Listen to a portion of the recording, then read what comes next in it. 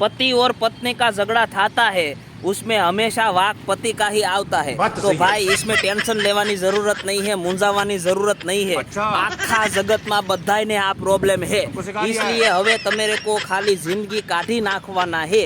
तमेरे को पहले खबर थी कि लगन पछी बधाई का आवा हाल होता है, तो हाथे करीने पोदड़ा में पग भरावा तमे हाथे गया था, तो हवे पासा नहीं पड़वाना है। पत्नी बोले हाँ तो हाँ, ना तो ना। पत्नी अरे जाजी लप नहीं करवानी है। हवे તમારી પાસે एक ही ऑप्शन है, તમારી पत्नी पाछળ जिंदगी खर्ची नाखवानी है।